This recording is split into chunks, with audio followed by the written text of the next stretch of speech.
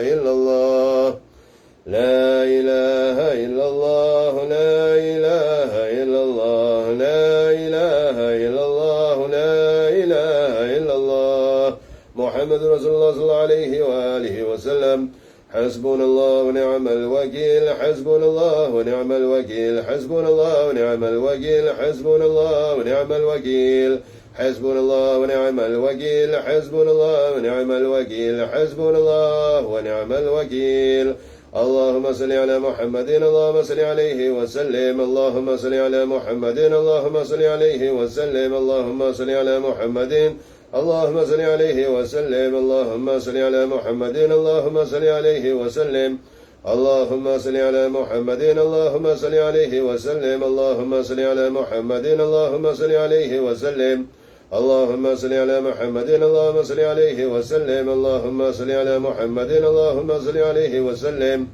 اللهم صل على محمد اللهم صل عليه وسلم اللهم صل على محمد اللهم صل عليه وسلم اللهم صل على محمد يا ربي صل عليه وسلم استغفر الله استغفر الله استغفر الله استغفر الله أستغفر الله أستغفر الله أستغفر الله أستغفر الله أستغفر الله أستغفر الله أستغفر الله تائبون إلى الله تائبون إلى الله تائبون إلى الله يا الله بها يا الله بها يا الله بحسن الخاتمة يا الله بها يا الله بها يا الله بحسن الخاتمة يا الله بها يا الله بها يا الله بحسن الخاتمة غفرانك ربنا وإليك المصير لا يكلف الله نفسا إلا وسعها لها ما كسبت وعليها ما اكتسبت ربنا لا تؤاخذنا إن نسينا أو أخطأنا ربنا ولا تحمل علينا إصرا كما حملته على الذين من قبلنا ربنا ولا تحملنا ما لا طاقة لنا به واعف عنا واغفر لنا وارحمنا أنت مولانا فانصرنا على القوم الكافرين الفاتحة إلى روح سيدنا وحبيبنا شفيعنا رسول الله محمد بن عبد الله وآله وصحبه وأزواجه وذرياته أن الله يعلي درجات في الجنة وينفعنا بأسرارهم وأنوارهم وعلومهم في الدنيا والدنيا والآخرة ويجعلنا من حزبهم ويرزقنا محبتهم ويذوبنا على ملتهم ويحشرنا في زمرتهم في خير ولطف وعافية بسر الفاتحة. أعوذ بالله من الشيطان الرجيم بسم الله الرحمن الرحيم الحمد لله رب العالمين الرحمن الرحيم مالك يوم الدين إياك نعبد وإياك نستعين اهدنا الصراط المستقيم صراط الذين أنعمت عليهم غير المغضوب عليهم ولا الضالين. الفاتحة إلى روح سيدنا المهاجر إلى الله يحيى بن عيسى وإلى روح سيدنا الأستاذ الأعظم الفقيه المقدم محمد بن علي بعلوي ووصولهم وفروعهم وذوي الحقوق عليهم أجمعين أن الله يغفر لهم ويرحمهم ويعلي درجات في الجنة وينفعنا بأسرارهم وأنوارهم وعلومهم في الدين والدنيا والآخرة. الفاتحة. بسم الله الرحمن الرحيم الحمد لله رب العالمين الرحمن الرحيم مالك يوم الدين إياك نعبد وإياك نستعين اهدنا الصراط المستقيم صراط الذين أنعمت عليهم غير المغضوب عليهم ولا الضالين. آمين. الفاتحة إلى روح سيدنا وحبيبنا وبركتنا صاحب الراتب قطب الأنفاس الحبيب عمر بن عبد الرحمن الأطاس وإلى روح الشيخ علي بن عبد الله باراس وإلى روح الحبيب عبد الرحمن بن عقيل الأطاس وإلى روح الحبيب حسين بن عمر الأطاس وإخوانه ثم إلى روح عقيل وعبد الله وصالح بن عبد الرحمن الأطاس وإلى روح الحبيب علي بن حسن الأطاس وإلى روح الحبيب أحمد بن حسن الأطاس ووصولهم وفروعهم وذوي الحقوق عليهم أجمعين أن الله يغفر لهم ويرحمهم ويعلي درجات في الجنة وينفعنا بأسرارهم وأنوارهم وعلومهم ونفحاتهم في الدين والدنيا والآخرة. الفاتحة. بسم الله الرحمن الرحيم الحمد لله رب العالمين الرحمن الرحيم مالك يوم الدين إياك نعبد وإياك نستعين اهدنا الصراط المستقيم صراط الذين أنعمت عليهم المغضوب عليهم ولا الضالين. آمين. الفاتحة إلى أرواح الأولياء والشهداء والصالحين والأئمة الراشدين وإلى أرواح والدينا ومشايخنا وذوي الحقوق عليهم أجمعين ثم إلى أرواح أموات أهل هذه البلد من المسلمين والمسلمات أن الله يغفر لهم ويرحمهم ويعلي درجات في الجنة وينفعنا بأسرارهم وأنوارهم وعلومهم في الدين والدنيا والآخرة. الفاتحة. بسم الله الرحمن الرحيم الحمد لله رب العالمين الرحمن الرحيم مالك يوم الدين إياك نعبد وإياك نستعين اهدنا الصراط المستقيم صراط الذين أنعمت عليهم غير المغضوب عليهم ولا الضالين. الفاتحة بالقبول وتمام كل سنة ومأمول وصلاح شأن ظاهرا وباطنا في الدين والدنيا والآخرة. دافعة لكل شر جالبة لكل خير لنا ولوالدينا وأولادنا وأحبابنا ومشايخنا في الدين مع العفو والعافية وعلى نياتنا الله ينور قلوبنا وغوالبنا مع الهدى والتقى والعفاف والغنى والموت على دين الإسلام والإيمان بالأم حدث والامتحان بحق السيد والذي عدنان وعلى كل نية صالحة وإلى حضرة النبي محمد صلى الله عليه وآله وسلم. الفاتحة. بسم الله الرحمن الرحيم الحمد لله رب العالمين الرحمن الرحيم مالك يوم الدين إياك نعبد وإياك نستعين اهدنا الصراط المستقيم صراط الذين أنعمت عليهم غير المغضوب عليهم ولا الضالين آمين. بسم الله الرحمن الرحيم الحمد لله رب العالمين حمدا يوفي نعمه ويكافئ مزيده يا ربنا لك الحمد كما ينبغي لجلال وجهك وعظيم سلطانك سبحانك لا نحصي ثناء عليك أنت كما أثنيت على نفسك فلك الحمد عدد رضا ولك الحمد إذا رضيت ولك الحمد بعد رضا. اللهم صل وسلم على سيدنا محمد في الأولين وصل وسلم على سيدنا محمد في الآخرين وصل وسلم على سيدنا محمد في كل وقت وحين وصل وسلم على سيدنا محمد في الملأ الأعلى إلى يوم الدين وصل وسلم على سيدنا محمد حتى ترث الأرض ومن عليها وأنت خير الوارثين. اللهم إنا نستعبدك ونستودعك أدياننا وأنفسنا وأموالنا وأهلنا وكل شيء أعطيتنا. اللهم اجعلنا وإياهم في كنفك وأمانك وعياذك من كل شيطان مريد وجبار عنيد وذي عين وذي بغي وذي حسد ومن شر كل ذي شر إنك على كل شيء قدير. اللهم جملنا بالعافية والسلامة وغقنا بالتقوى والاستقامة وأعذنا من موجبات الندامة في الحال والمال إنك سميع الدعاء. وصل اللهم بجلالك وجمالك على سيدنا محمد وعلى آله وصحبه أجمعين وارزقنا كمال المتابعة له ظاهرا وباطنا يا أرحم الراحمين يا أرحم الراحمين يا أرحم الراحمين بفضل سبحان ربك رب العزة عما يصفون وسلام على المرسلين والحمد لله رب العالمين. الفاتحة إلى حضرة النبي محمد المصطفى رسول الله صلى الله عليه وآله وصحبه وسلم. الفاتحة. بسم الله الرحمن الرحيم الحمد لله رب العالمين الرحمن الرحيم مالك يوم الدين إياك نعبد وإياك نستعين اهدنا الصراط المستقيم صراط الذين أنعمت عليهم والمغضوب عليهم ولا الضالين آمين. السلام عليكم ورحمة الله وبركاته. الحمد لله وشكر الله والصلاة والسلام على رسول الله محمد بن عبد الله وعلى آله وصحبه ومن والاه. ولا حول ولا قوة إلا بالله ولا حول ولا قوة إلا بالله ولا حول ولا قوة إلا بالله العلي العظيم. اللهم إنا نسألك علما نافعا ونسألك عملا متقبلا. اللهم زدنا علما وارزقنا فهما. اللهم فقيهنا في الدين وعلمنا تعويل. اللهم فقيهنا في الدين وعلمنا تعويل. اللهم فقيهنا في الدين وعلمنا تعويل. سبحانك لا علم لنا إلا ما علمتنا إنك أنت العليم الحكيم. رب اشرح لي صدري ويسر لي أمري وحلل عقدة من لساني يفقهوا قولي. أما بعد. Alhamdulillah kita diberi kesempatan oleh Allah Subhanahu wa taala untuk menyambung pengajian kita setiap hari Isnin dalam FB page Masjid Jami' Queenstown dan ini kita sudah masuk fasal yang kedua dari kitab karya atau karangan Al-Habib Abdullah bin Alawi bin Muhammad Al-Haddad, kitab Adab Sulukil Murid. Baik, minggu lepas sudah diterangkan tentang ini perjalanan orang yang ahli suluk. Siapa ini ahli suluk? Ahli suluk adalah orang-orang yang sedang berjalan kepada Allah. Berjalan kepada Allah. Apa orang yang berjalan kepada Allah hendak sampai dekat dengan Allah, itulah orang yang membersihkan diri mereka. Yang pertama itu dicampakkan inayah, asas kepada hidayah kepada diri orang-orang itu, dan mereka juga diberikan taufik oleh Allah, dianugerahkan taufik, iaitu dorongan. Taufik ini adalah dorongan makhluk yang dicipta oleh Allah yang diberi nama taufik, memberi dorongan kepada seseorang untuk beramal soleh. Sudah diterangkan pada pembahasan yang lalu, dan minggu lepas perihal taubat. Lepas ada dorongan kita bersolat, kita perlu juga bertaubat. Ada orang mereka solat juga tetapi maksiat juga. Itulah antara orang-orang yang tertipu. Maksiat seperti mengumpat, ya. Ada yang terus menerus melakukan dosa besar. Maksiat ni, mengumpat ni termasuk salah satu daripada dosa besar. Ramai yang fokus hanya kepada minum khamar, kepada berzina dan berbagai lagi. Tetapi mengumpat ini salah satu daripada dosa besar berdasarkan kepada dalil daripada hadis Nabi Rasulullah sallallahu alaihi wasallam yang menyatakan, maksud hadis itu Rasulullah sallallahu alaihi wasallam menyatakan, seseorang itu jikalau berzina, dia bertaubat kepada Allah, Allah akan ampunkan dia, bertaubat kepada Allah. Tetapi jikalau seseorang itu mengumpat, kemudian dia bertaubat kepada Allah, dia perlu mencari orang yang pernah dia umpat itu, sehingga orang itu minta maaf, barulah antara dia dengan Allah.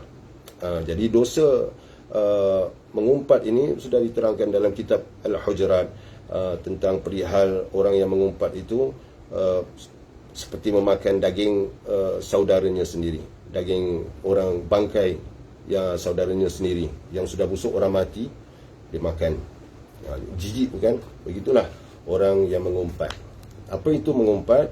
Mengumpat ialah menyatakan sesuatu perihal seseorang yang dia tiada di situ. Dan jikalau dia tahu apa yang dikatakan terhadap dirinya dan dia tidak suka, maka itulah mengumpat. Jadi hati-hati. Mengumpat ini antara salah satu daripada dosa-dosa besar. Baik, kita teruskan. Tapi lajak sedikit minggu lepas ya. Bismillahirrahmanirrahim. Perlu juga senantiasa seseorang itu merasa bersalah dan mengakui terhadap keterlanjurannya, terutama ketika menunaikan sebarang kewajipan terutama ketika menunaikan sebarang kewajipan yang telah difardukan kepadanya. Bila mana wujudnya jiwa yang merasa sedih terhadap dirinya yang berdosa, maka ketika itulah Allah berada di sisinya. Seseorang itu pernah tinggal solat, perkara-perkara yang difardukan ke atasnya dicuekin, kata orang Indonesia, dia ambil sambil lewa, dia rasa bersalah. Maka orang ini kemudian mengakui keterlanjurannya terhadap Allah, maka itulah dinamakan taubat. Saya terangkan lagi tentang syarat-syarat taubat. Syarat-syarat taubat itu ada 4 menurut kitab Minhajul Abidin karangan Al-Imam Abu Hamid Muhammad bin Ahmad Al-Ghazali At-Tusi rahimahullah.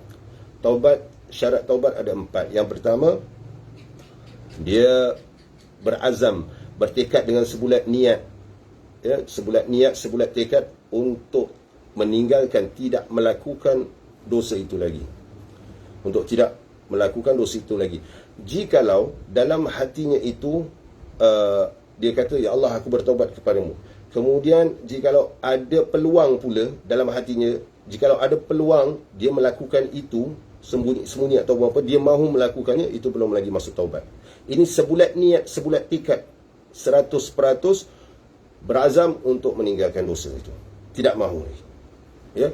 Yang kedua, menjaga dirinya, memelihara dirinya daripada melakukan dosa itu. Itu syarat taubat yang kedua. Sudah saya terangkan minggu lepas. Syarat taubat yang ketiga, dia dosa yang ditinggalkan itu, dosa yang dia tinggalkan sekarang, mestilah setimpal dengan dosa yang dilakukan dahulu. Maksudnya apa? Seseorang itu yang berumur, yang sudah lanjut usianya, dia contoh, dia minum khamar, ataupun ada orang tidak faham khamar itu apa, arak, alkohol, minum alkohol. Kemudian dia kerana ada sakit yang dideritai, dinasihatkan oleh pakar perubatan supaya tidak boleh minum alkohol lagi, tidak boleh minum arak lagi, ataupun minum khamar lagi, tidak boleh. Jikalau tidak membahayakan dirinya, maka dia meninggalkan itu. Itu bukan bertaubat, itu dia meninggalkan perkara itu. Dia meninggalkan perkara itu kerana apa? Kerana kesihatannya. Jadi bagaimana untuk dia dapat pahala taubat? Dia dosa dia sekarang yang dia tinggalkan, dia mestilah sama dengan dosa yang pernah dilakukannya, iaitu minum arak itu. Apa dosa sekarang yang perlu ditinggalkan? Jangan duduk dengan orang yang sedang minum arak. Sebab kerana di dalam sebuah hadis Nabi SAW telah menyebut, maksud hadis itu, orang yang pelayan arak tanya, "Sir, nak minum apa? Cik, nak minum apa?" Minum apa-apa jenis arak.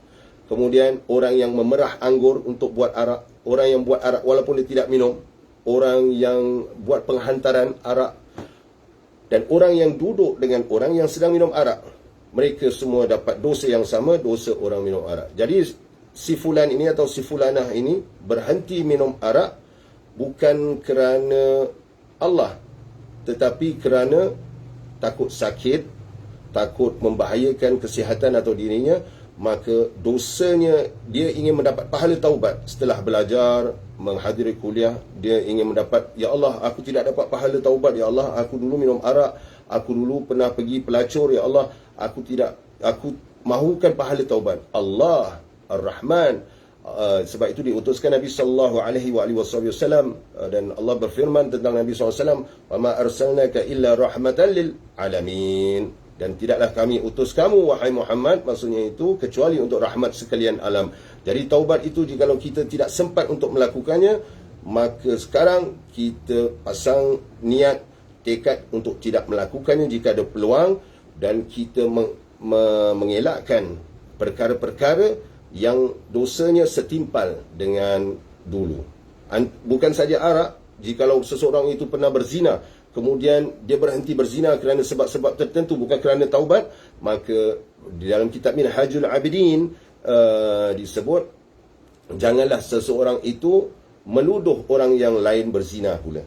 Itu sama dosanya. Ya, jadi hati-hati. Itu yang ketiga. Yang pertama, sebulat tekad, sebulat niat, berazam untuk tidak melakukan perkara itu lagi. Kemudian yang kedua, menjaga dirinya, memelihara dirinya daripada apa-apa saja yang boleh mengakibatkannya tergelincir ke arah dosa yang dulu.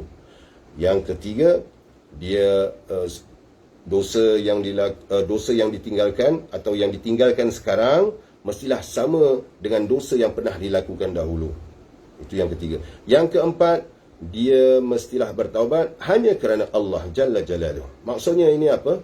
Seorang pencuri, contoh, seorang pencuri itu dia mencuri.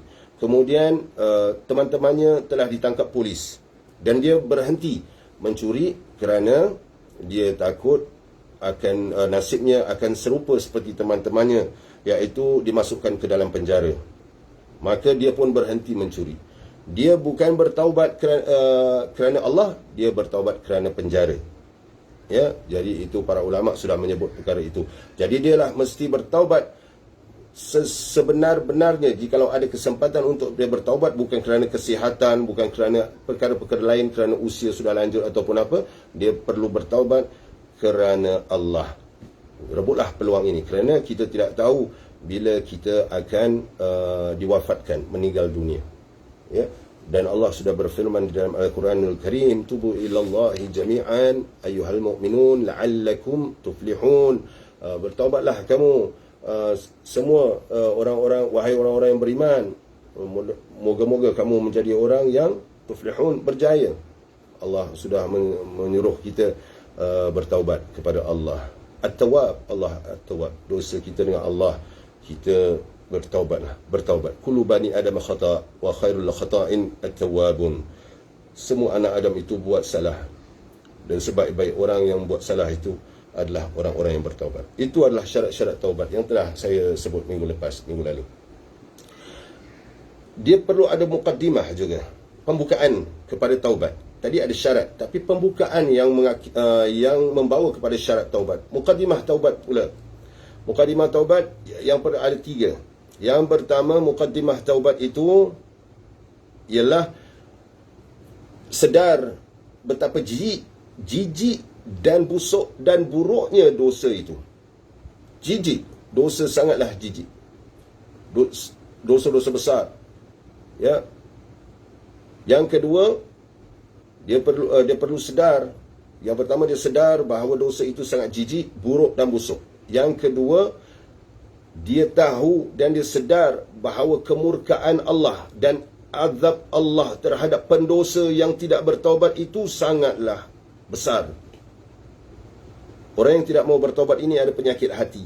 Disebut di dalam surah Al-Baqarah. Ayat ini untuk orang-orang munafik. Mudah-mudahan kita dijauhkan daripada ciri-ciri orang munafik, dijauhkan daripada sifat-sifat munafik. Kerana ciri-ciri munafik yang suka menipu, suka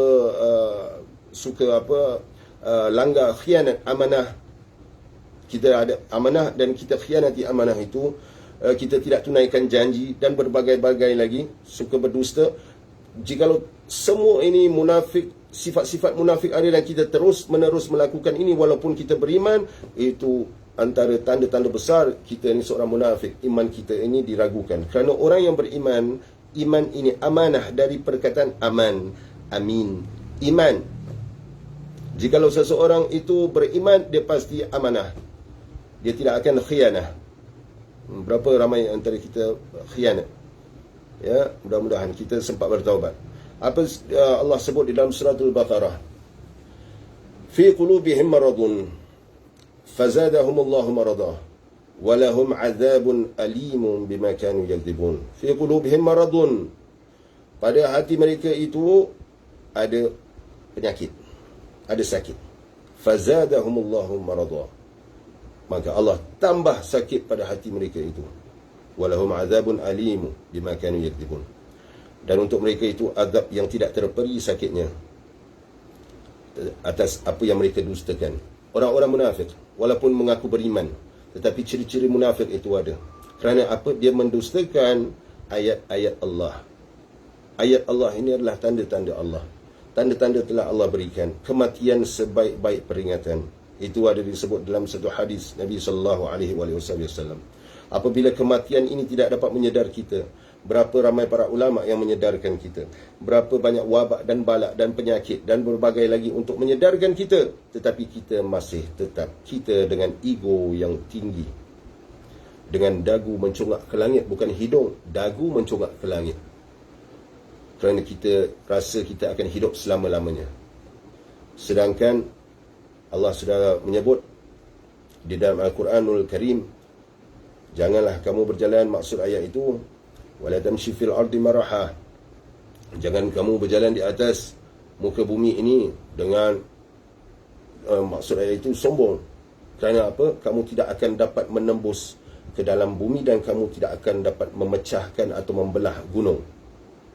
Kita tidak dapat tinggi seperti gunung dan kita tidak dapat tembus ke dalam bumi walaupun bagaimana kita bongkar. Jika mahu kata pangkat kita tinggi, gunung lebih tinggi. Jikalau kata kita ini gagah perkasa, gajah lebih perkasa. Ya, jikalau kita mau kata bermacam-macam, bagai-bagai perumpamaan Allah telah berikan. Sebab itu orang-orang Nabi SAW ada menyebut tafakkur sa'ah khairun min ibadati sanah. Berfikir sesaat tentang dosa kita, tentang kebesaran Allah, bukan kebaikan diri kita, kebesaran Allah lebih baik daripada beribadah setahun. Itu kata Nabi SAW. Maksud ayat ini beribadah bukan kata beribadah wajib yang wirid kita bawa juga, tetapi adakan pentingnya tafakkur ini. Tafakkur ini mengingati tentang kebesaran Allah, dengan tanda-tanda Allah, dengan ciptaan-ciptaan Allah, maka kita akan dapat banyak tanda merasakan kita ini hamba. Itulah dia. Itu mukadimah taubat dan syarat taubat. Sudah kita dapati. Kemudian Allah berfirman, apabila kita sedih, kita merasa sedih, kita rasa bersalah sangat. Jikalau benar-benar kita ini menghayati dosa kita, apa yang akan kita bawa menghadap Allah Subhanahu wa ta'ala bila kita di alam barzakh? Apakah kita sudah benar-benar bersedia? Ramai yang akan kata tidak bersedia. Habis apa kita lakukan sekarang? Apa amalan yang kita ada? Apakah kita fikir cukup dengan kita membangunkan madrasah? Cukup dengan kita membangunkan masjid? Bagaimana dengan akhlak kita terhadap manusia lainnya? Akmalukum Allahumma salli ala Muhammad wa ala Muhammad. Nabi SAW bersabda, maksud Nabi SAW ini, akmalukum imanan, atau kama qala, kesempurnaan iman seorang di antara kamu itu, ahsanuhum khuluqa, ialah mereka yang baik, yang paling sempurna imannya di antara kamu, yang paling baik akhlaknya. Itu Nabi SAW ada bersabda. Bagaimana akhlak kita terhadap manusia? Mungkin di hadapan manusia kita saling baik-baik, memang baik, kerana untuk menjaga nama kita. Tetapi di belakang manusia kita saling mencela orang yang kita baik di hadapan mereka. Itu adalah talam dua muka. Dan disebut dalam hadis Nabi SAW, tidak ada yang lebih Allah murka, Allah tidak suka. Bukan Allah benci, Allah tidak suka. Dan murka ialah orang yang bermuka-muka, talam dua muka. Kemudian mengadu domba. La yadkhulul jannah, tidak dimasukkan ke dalam syurga orang yang mengadu domba, kata Nabi SAW juga. Bagaimana akhlak kita? Ya, mengadu domba di Facebook, di YouTube, dalam ruangan komen, di WhatsApp group, di status, dan kita bermualah dengan manusia. Bagaimana? Apa yang akan kita bawa menghadap kepada Allah? Apa? Apakah wirid kita saja? Wirid memang jalan terus. Jikalau wirid itu, solat sunat itu tiada impak di hati kita, maka tiada akan ada impak pada akhlak kita. Bukannya zahir, akhlak kita yang batin. Apa itu akhlak kita yang batin? Bahawa kita ni hamba Allah, kita ni sujud kepada Allah. Seperti mana Nabi SAW menyatakan, dia seorang hamba dalam satu hadis, dalam kitab Ihya Ulumuddin, dalam bab etika adab makan dan minum. Maksud Nabi SAW itu, aku ni seorang hamba. Aku makan sebagai seorang hamba, minum sebagai seorang hamba. Nabi duduk sebagai seorang hamba. Cara Nabi makan, cara Nabi minum. Bagaimana cara makan kita? Bagaimana cara minum kita? Apakah kita makan dan minum mengikut sunnah Nabi SAW? Tidak salah duduk di atas meja, tidak dilarang. Tapi cara makan kita, apakah kita membesarkan perut kita, ataupun kita lebih fokus kepada membesarkan iman kita, mentakzimkan Allah daripada mentakzimkan diri kita? Apa yang akan kita bawa menghadap Allah Jalla Jalaluhu? Apakah kita sudah bersedia jikalau kita akan dipukul dengan cemeti, bercerai tubuh badan kita daripada hujung Maghrib wal Masyariq, daripada hujung barat hingga timur, berpisah kemudian disatukan kembali, dipukul terus dengan malaikat? Apakah kita sudah bersedia? Ini kita sendiri bertanya kepada diri kita. Jangan rasa tahajud kita ni cukup. Apakah tahajud kita diterima? Jikalau seperti saya sebut, jikalau kita solat memang bagus, jikalau kita solat tahajud bagus, tapi ingat ada satu hadis ini. Nabi SAW, pada zaman Nabi SAW, para sahabat bertanya Nabi SAW perihal jiran mereka, seorang wanita. Wanita ini, mereka kata, ya Rasulullah, kami mempunyai seorang jiran. Wanita ini dia qiyamul lail, solat tahajud, solat malam jalan terus. Pada malamnya dia jalan solat. Ketika orang sedang tidur, solat. Dia solat. Pada siang hari dia berpuasa. Bagus bukan? Bagus. Tetapi kata-katanya menyakiti hati kita, jiran-jirannya. Bagaimana itu ya Rasulullah? Apa Nabi SAW menyebut? Hiya, dia, untuk wanita hiya, untuk laki-laki huwa, dia, hiya finnar, dia di neraka. Nabi SAW menyebut. Maksudnya ini bukan solat kita yang dipandang berat. Itu boleh digunakan sebagai wasilah, solat kita itu, wirid kita, untuk mendekatkan diri pada Allah. Tetapi tanda-tanda solat tidak diterima ialah masih lagi melakukan dosa-dosa besar, berkata-kata keji, tidak ada impak pada hati. Apakah dalilnya? Dalam menafsirkan ayat ini, para ulama menyebut inilah dalil seseorang itu solatnya tidak diterima, dia terus menerus melakukan dosa. Ayatnya, inna salata tanha 'anil fahsya'i wal munkar. Sesungguhnya solat itu inna salata tanha 'anil fahsya'i wal munkar. Solat itu boleh menahan seseorang, mencegah seseorang daripada melakukan perbuatan keji dan jijik dan kerja yang mungkar, iaitu dosa-dosa. Jikalau dia bersolat tetapi terus mengumpat, dia berwirid, masih terus mengumpat, menfitnah dan buat perkara-perkara lain, menonton porno dan sebagainya, yang tidak sepatutnya, yang akan menyebabkan penyakit pada dalam hati ini, maka itu tandanya solatnya tidak diterima. Jadi bagaimana? Perbaiki diri. Hentikan melihat salah orang, dosa-dosa orang. Kerana apa yang kita lihat salah pada diri orang, sebenarnya itu adalah salah pada diri kita. Bukankah Nabi SAW telah bersabda yang bermaksud al-mu'min mir'atul mu'min. Seorang yang beriman itu adalah cerminan seorang yang beriman yang lain. Bukankah Nabi SAW sudah menyebut itu? Maksud dalam hadis itu ialah apabila hati, antara tafsirannya ialah apabila hati seseorang itu baik, maka dia akan melihat sekelilingnya itu baik. Kata-kata orang yang orang lain anggap kasar dan salah, pada dirinya juga baik. Kerana ada kebaikan. Sebenarnya dia lihat itu perkara yang baik. Tetapi bagi orang yang hatinya keji dan busuk dan tertutup, pandangannya ada kabus, ghisyawah. Dalam surah Al-Baqarah, sebelum Allah membicarakan tentang orang munafik, Allah membicarakan tentang orang-orang kafir.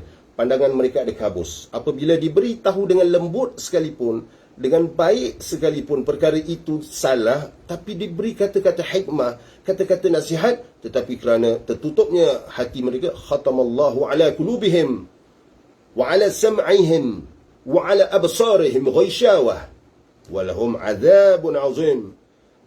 Telah dimaterikan, disil hati mereka, pendengaran mereka, dan pada mata mereka itu ada kabus. Surah Al-Baqarah. Dan untuk mereka azab yang sangat agung. Jikalau orang itu hatinya tidak baik, maka macam bagaimanapun dikatakan dengan lembut, dinasihati dengan lembut, semua dia pandang itu, oh ini orang ni, oh dia nak memalukan saya, ya, dia nak memalukan saya. Walaupun ditariknya di dalam bilik yang tiada sesiapa, dinasihati dengan baik, dia tidak akan boleh terima. Mudah tersinggung. Para ulama ada menyebut, dalam membahaskan, kalau tidak silap saya, dalam kitab Ihya Ulumuddin, para ulama-ulama mu'tabar menyebut antara tanda-tanda orang yang hatinya tertutup. Hati tertutup ini di dalam surah Al-Baqarah disebut hati orang kafir. Ya, hati orang kafir. Antara tanda-tanda orang yang hati tertutup, apabila dia menghadiri kuliah, dia akan senantiasa tersinggung. Dia rasa, oh ustaz ni kanan saya ni, ustaz ni dia peduli saya ni. Ustaz tidak mengenal dirinya. Ustaz itu atau Habib itu tidak mengenali dirinya. Ada pula yang sudah rapat dengan guru, dengan ustaz, kemudian ustaz pula bagi ceramah ataupun tidak ada kena-mengena dengan dirinya, dia tersinggung dan dia tidak boleh terima. Ustaz ni dia nak kenakan saya, dia tak nak cakap nasihatkan saya depan-depan, dia dalam kuliah nak nasihatkan saya. Sebenarnya tidak ada niat pun seseorang itu hendak terus tekan seseorang yang lagi satu di dalam majlis, di dalam apa, memalukan. Tidak. Itu bukan cara dakwah Nabi SAW.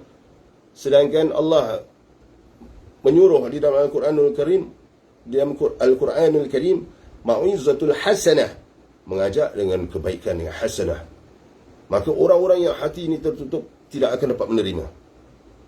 Ya, kena banyak bermuhasabah diri daripada bermuhasabah orang lain. Tutup mulut kita untuk perkara-perkara yang tidak berfaedah. Dan apabila kita sudah tahu bagaimana hendak kita tangisi diri kita hamba yang banyak berdosa, apabila kita sedar kita ini banyak dosa, bukan di sini saja, oh saya rasanya saya berdosa, nangis. Tidak perlu kata dengan orang lain, tidak perlu cakap dengan orang lain, beritahu orang lain, tidak perlu. Sendiri. Sebab itu antara golongan yang mendapat naungan arsy Allah di yaumul qiyamah, yauma la zilla illa zilluh, di mana hari itu tidak ada naungan selain daripada naungan Allah Jalla Jalaluh. Antara orang-orang ini ialah orang yang menangis apabila dia mengingati Allah. Seseorang itu apabila dia sendirian, dia mengeluarkan air mata kerana mengingat Allah. Mengingat Allah, takut azab Allah, takut diri berdosa, dan bermacam-macam lagi. Dan apabila orang ini sedar bahawa dia banyak dosa, dia banyak salah, dia sedar bahawa diri dia hamba, orang lain semua lebih baik dari dirinya, itulah orang yang merasa luluh jiwanya Dan Allah menyebut apa di dalam hadis qudsi, ana 'indal munkasirati qulubuhum min ajli. Ana 'inda, aku ada bersama al munkasirati qulubuhum min ajli, bersama hamba yang senantiasa merasa luluh jiwanya kerana, maksud hadis ini mengharapkan rahmatku. Kita rasa luluh, kita mengharapkan rahmat Allah. Untuk apa? Apa yang kita buat untuk pahala, ya untuk pahala. Untuk pahala untuk apa? Untuk pahala untuk mendapat redha Allah. Ya, untuk pahala, tujuan redha Allah. Bukan tujuannya pahala semata-mata, untuk redha Allah. Kemudian ditambah, setiap ahli suluk semestinya berwaspada dari segala macam dosa, sama ada yang kecil, apatah lagi yang besar, sehingga melebihi daripada berhati-hatinya seseorang yang takut termakan racun yang boleh membunuh. Perlu diketahui bahawa dosa itu berperanan merosakkan hati, seperti racun boleh merosakkan tubuh badan. Sedang hati naluri itu lebih utama dan penting dari tubuh badan. Bahkan modal utama pada setiap ahli suluk adalah memelihara dan membangunkan jiwanya. Sedang tubuh badan terdedah kepada kebinasaan. Sebentar lagi tubuh badan itu akan luput ketika mati. Pemergiannya sekadar meninggalkan dunia yang bakal hancur. Sedangkan hati andainya musnah, maka musnahlah akhiratnya. Ia tidak mampu lagi untuk diselamatkan dari kemurkaan Allah dan azab sengsara Allah. Orang yang berjaya dan mendapat ganjaran yang ulung adalah orang yang datang dengan hati yang bersih. Itu Allah ada disebut dalam Al-Quranul Karim. Jadi tentang setiap ahli suluk ni semestinya berwaspada dari segala macam dosa, sama ada yang kecil apatah lagi yang besar. Pertama, apa itu dosa-dosa besar? Dosa besar itu yang bawa kepada hukum had, hukum hudud, seperti zina, khamar dan sebagainya. Dan mengumpat termasuk dalam dosa-dosa besar. Apa itu dosa-dosa kecil? Antara contoh-contoh yang tadi contoh dosa-dosa besar, yang ini pula contoh dosa-dosa kecil, ialah seperti melihat yang bukan mahram. Melihat yang bukan mahram. Dan ada banyak lagi dosa-dosa kecil yang boleh kita dengan istighfar dan sebagainya kita bertaubat. Tetapi jikalau dosa-dosa besar, dengan taubat dan nasuha. Para ulama juga ada menyebut, maksud para ulama ini, tiada dosa kecil dengan melakukan terus-menerus dosa besar. Tiada dosa kecil dengan melakukan terus-menerus dosa-dosa besar. Apa itu? Antara perkara-perkara yang boleh mengakibatkan dosa kecil ini menjadi dosa besar, ada 4 perkara. Yang pertama, dia memandang enteng dosa kecil ini. Dan dia seperti tak ada apa-apa, seperti menghina dosa kecil ini. Oh, tidak apa-apa, tak ada apa-apa, ni kecil aja. Ramai di antara kita begitu, bukan? Dan dia tidak ada duka cita apabila melakukan dosa kecil itu, seperti melihat orang yang bukan mahram. Sekali, jikalau terlihat itu tidak mengapa sekali. Tapi jikalau 2-3 kali terlihat, ustaz-ustaz terutamanya, hati-hati ustaz-ustaz. Ustaz-ustaz. Sebab tu kalau di Yaman, bukan kata di Yaman itu memang caranya yang begitu, itu yang selamat. Sebab itu para habaib jikalau datang, jikalau seperti saya beri contoh di Masjid Al-Abdul Razak, Habib Umar datang, Habib Umar bin Hafiz Hafizahullah datang, maka ditutup tempat muslimah itu. TV ada, sudah cukuplah melihat di TV saja, di TV masjid. Begitu, ditutup tirai. Ini tidak buka. Sebab jemaah murid saya atau jemaah saya hendak melihat muka saya.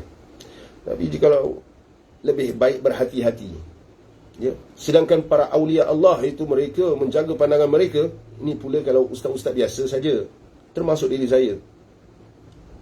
Jikalau awliya Allah menjaga pandangan mereka, mengapa tidak ustaz-ustaz ini mengikut para awliya Allah? Kerana para awliya Allah ini di atas landasan Rasulullah sallallahu alaihi wasallam. jangan mempermainkan syariat. Oh, ni di kawasan kita, ini di kawasan kita. Baik, jikalau di kawasan kita, jaga mata. Jangan di kawasan kita tapi mata melilau melihat jemaah muslimah. Jangan. Ini satu peringatan untuk kita semua, termasuk diri saya juga. Ya, jangan mempermainkan syariat. Contohlah mempermainkan syariat ini. Orang yang mengajar Al-Quran itu lebih berhak untuk menerima bayaran. Ya, memang betul. Ada hadis Nabi SAW. Tapi berapa ramai ulama yang tidak mahu mengambil bayaran? Ramai ulama-ulama yang tidak mahu mengambil bayaran. Salah seorangnya, ulama yang besar, Syekh Umar bin Abdullah bin Ahmad bin Salim bin Abu Bakar Al-Khatib Al-Ansari, tidak meletakkan bayaran. 1 bulan nak belajar berapa? Jikalau ada persatuan perlu bayar itu, perlu bayar ini, tidak. Jikalau murid-murid sendiri atas inisiatif yang kumpul, okey. Tetapi jikalau dia membenarkan dan berbagai lagi, oh, ini dah masuk bab duit. Oh, saya yang bayar, ini ada hadis, ini ada dalil, boleh terima bayaran. Memang betul. Tetapi hati awak itu melekat dengan dunia. Ini masalah. Ini banyak menggunakan syariat, kepentingan, menggunakan dalil-dalil agama untuk dunianya. Sepatutnya dia menggunakan akhirat, mengambil manfaat dunia untuk akhiratnya, bukan menggunakan agama. Ini yang dinamakan penunggang agama. Dalam lembut, dia menggunakan dalil begitu, dalil begini, dalil begitu. Perlu jaga.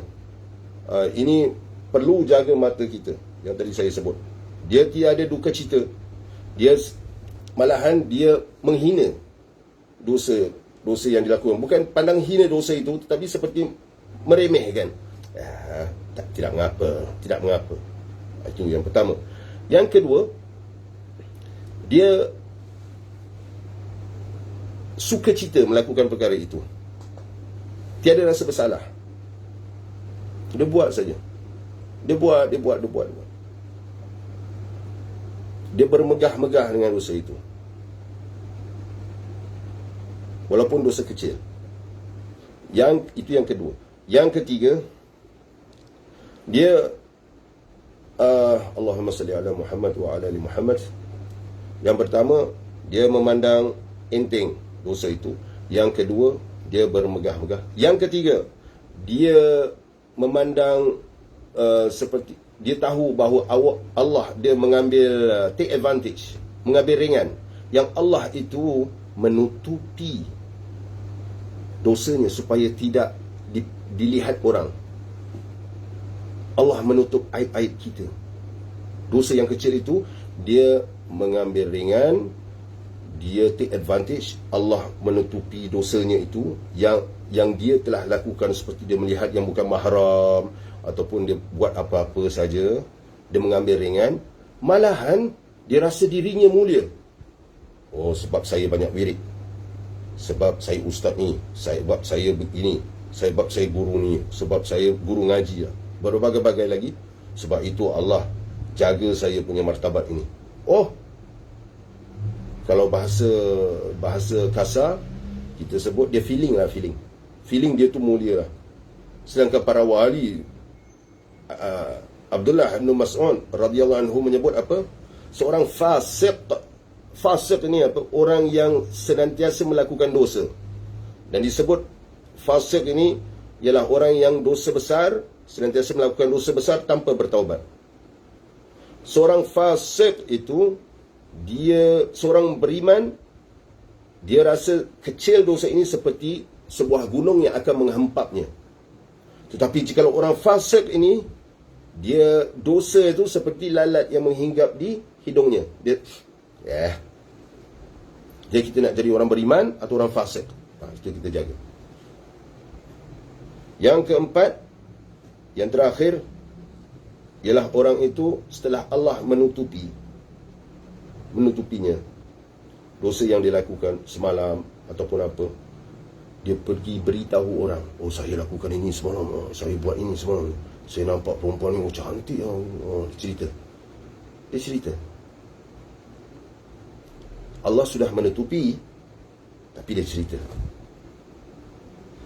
Nabi SAW ada menyebut dalam satu hadis yang boleh tahan panjang, kullu ummati mu'afah, semua umat aku ini dimaafkan, illa, kecuali al-mujahirin, bukan muhajirin.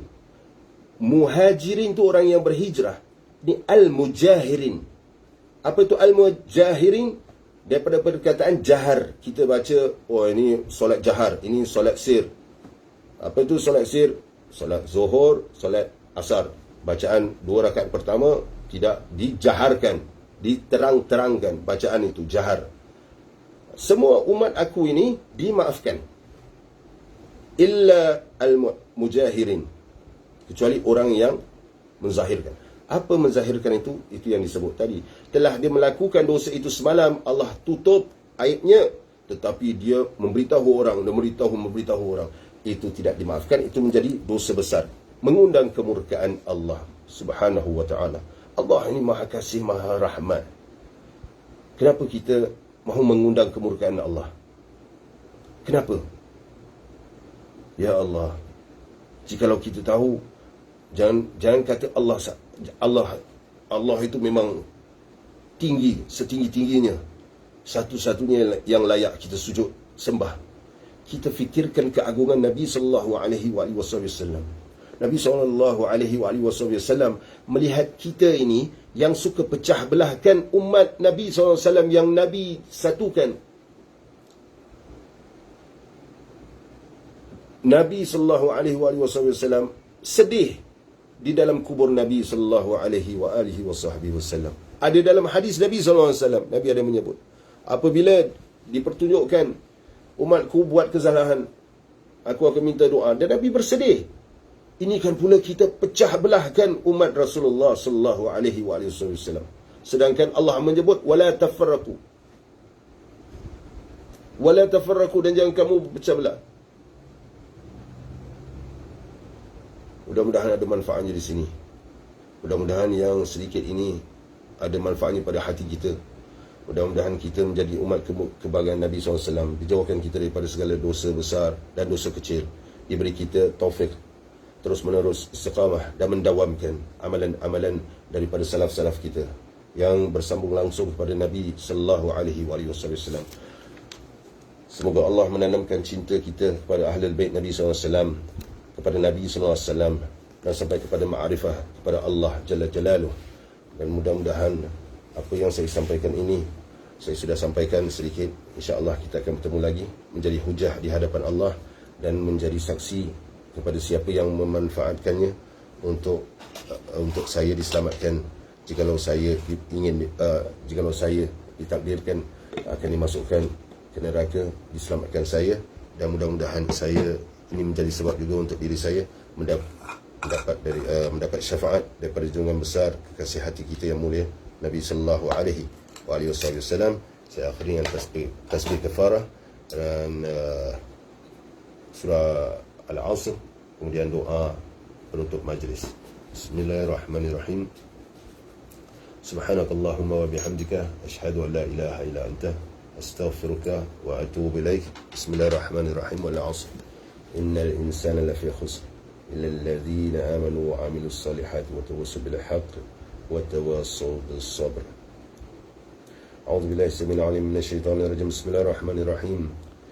يا ربنا اعترفنا بأننا اقترفنا وأننا أسرفنا على لظى أشرفنا. يا ربنا اعترفنا بأننا اقترفنا وأننا أسرفنا على لظى أشرفنا. فتوب علينا توبة تغسل لكل حوبة واستر لنا العورات وآمن روعات واغفر لوالدينا ربي ومولودنا والأهل والإخوان وسائر الخلان. يا ربنا اعترفنا بأننا اقترفنا وأننا أسرفنا على لظى أشرفنا.